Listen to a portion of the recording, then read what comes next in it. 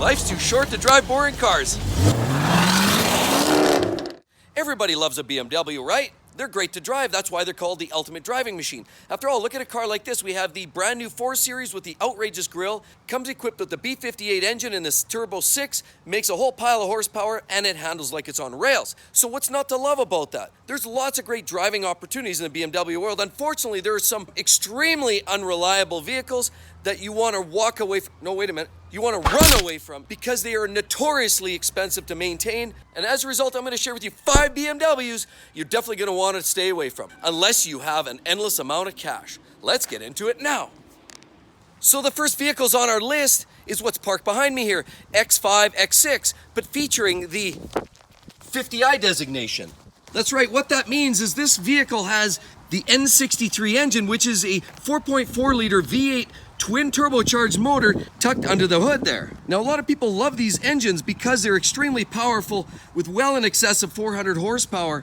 They're smooth, they're luxurious, and they really do complement BMW and add to the overall idea of the ultimate driving machine. Unfortunately, there's a whole host of issues you can find in this X5 or X6 equipped with the 50i or the N63 engine.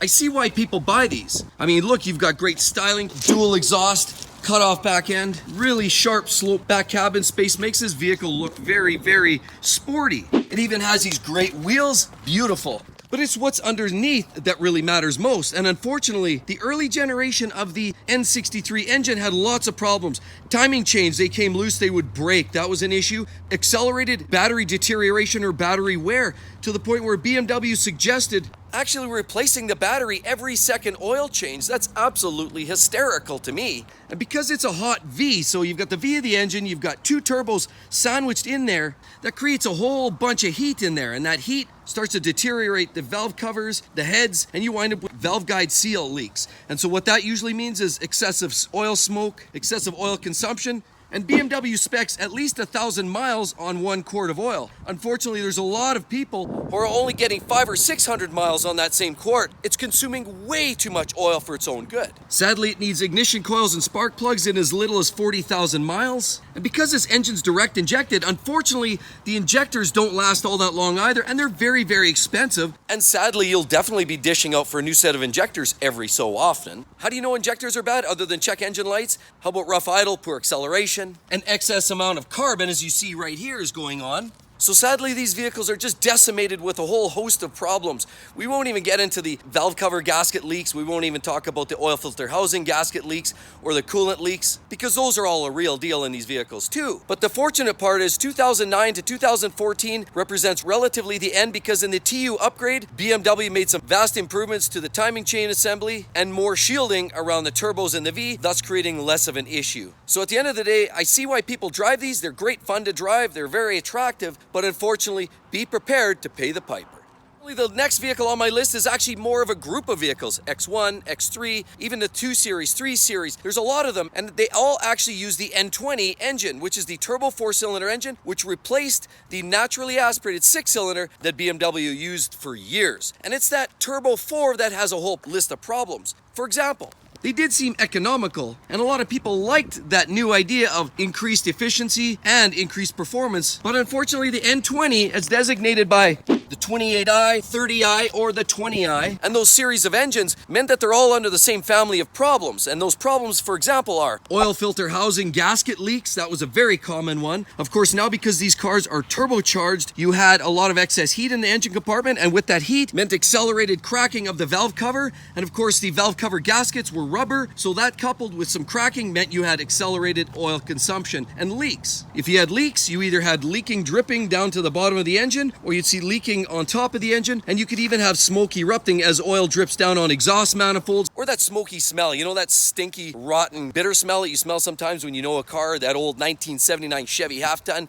was billowing smoke off the manifold. That's that smell that you would expect. And the big one with the N20 engine, as designated by the 2830Is, is the infamous timing chain. The timing chain was a huge problem from 2011 to about 2015. And after that, BMW made some revisions, improved on the timing chain tensioners and guides, and of course later models didn't have so much of an issue. It was the earlier versions of the N20 engine. And that didn't result in a light whiny noise, because often these engines made a little bit of a whining sound. But what you could hear is an excessive amount of whining noise, clunking, rattling noise, almost like chains through a garbage can. But if you're hearing that level of noise, likely it's far too late, and the timing chains are either broken, stretched beyond, or you're SOL. And the reality is, if that timing chain breaks, you can actually have piston and valve collision, which sadly results in big dollars because it's a catastrophic engine failure. Sadly, it's not a cheap fix, even if you want to do it proactively, and it just means that you're essentially sitting on a ticking time bomb. I do understand why people drive these cars, because they're fun to drive, they're economical, but again, if you need to buy a vehicle with the N20 engine, be sure to get one of the later models, maybe a 2017. Otherwise, stick right to the end and go right to the B48. And the next car on my list is one that's been featured on my channel many times for various reasons. And it's a car that bridges enthusiastic passion with clinical insanity. It is the BMW E60 M5 with the S85 V10 engine. There it is once again, everyone. You've all seen and grown to know and love the M5 on the channel. It's got the quad exhaust tips. It's got a pretty ornery body style. Of course, it's got pretty stout lines. And of course, it has these 19-inch rims, obviously classic M5 style. Now, what is really the issue is this engine, which is the S85, is a serious problem. And here's why: unless you have a significant bankroll, this is an engine you better stay away from. Why? Because by 60,000 miles, you're gonna have to do the rod bearings. If you don't do them, they could spin a bearing and blow the engine catastrophically. Then around 70,000 miles, you're gonna do a clutch, because by that time the clutch is worn out. Then around 80 or 90,000 miles, you're going to be doing the throttle actuators, because the throttle actuators are commonly known because of the plastic gears. You'll do those. And then by about 120, 140,000 miles, you'll be doing the Vanos repairs and upgrades, as well as the SMG repairs. 120,000 miles, you're back at the rod bearings again.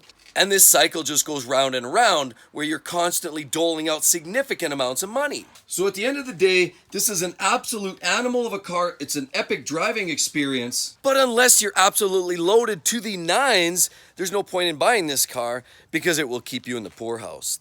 And the next car is this beauty right here. Yes, flagship. Yes, extremely luxurious. And yes, very expensive to fix. Here we have the BMW 750i. And it's absolutely a thing of beauty. I mean, when we look around here, this thing goes on for days. We've got the great rims on these cars. How about those little door handles? Very sharp, two-tone. Oversized sunroof on the top. And just look at that back window, how long that is. That obviously means a ton of room at the back for the passengers. Great little accents there. And we have a weird little aftermarket painted job on the caliper, but the front end of these things are very bold. Looks very powerful and menacing. Look, it even looks like a grumpy guy with a sad face. Aww. But this is why it's the 750 Li, so it's the longer version, but it also has that N63 engine, which is the twin-turbo 4.4-liter V8, meaning you could have a little excess carbon fouling in here from the bad injectors.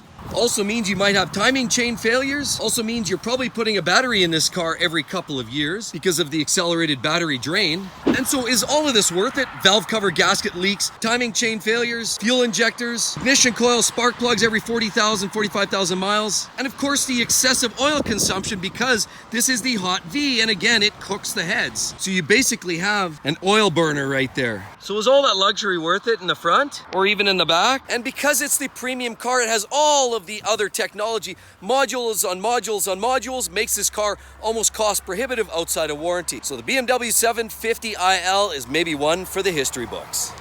And the next BMW that you really want to dodge, like a Saab or a Lada, is right here, and it's the X5. It comes equipped with either the Turbo 6 or the V8 and M versions too. Specifically, the one I'm talking about is the E70 with the 35 series engine. This is a newer one, but for all intents and purposes, we're looking at an X5 here. They're great for transporting people in a high level of comfort and performance. I mean, X5s have always come with great wheels. And there's your 35, which means it's the Turbo 6. And you always get a lot of great visibility out of the roof as well. And some soft touch. You've also got usually dual exhaust systems on the X5 to make these vehicles look very powerful and menacing. But it's that 35i In the E70 variation, which carries the N54, which is the twin turbo 6-cylinder engine, which is absolutely one of the most ridiculous engines in history for BMW even, if you can believe that. Now sadly, the N54 was also plopped into not just the X5, but the X6. You could get it in the 3 Series, 2 Series, 5 Series, 6 Series, virtually everything. They stuffed that N54 in virtually every car. But I'm not sure if you've noticed as much as I've noticed, there aren't many E70s around, particularly with the 35 series, which is the N54. That twin-turbo 6-cylinder was notoriously ruthless. And here's why. That engine had problems with valve cover gasket leaks, oil filter housing gasket leaks. Front pulleys would let go and then it would tie up the belt and rip the front end of the engine apart. There was injector issues which were even identified as through a bulletin, and BMW did take care of that, but there were so many other problems. Wastegate rattle, turbos. That N54 was plagued with issues. And so if you ever saw an E70 with the 35 series engine in it, again, don't walk away.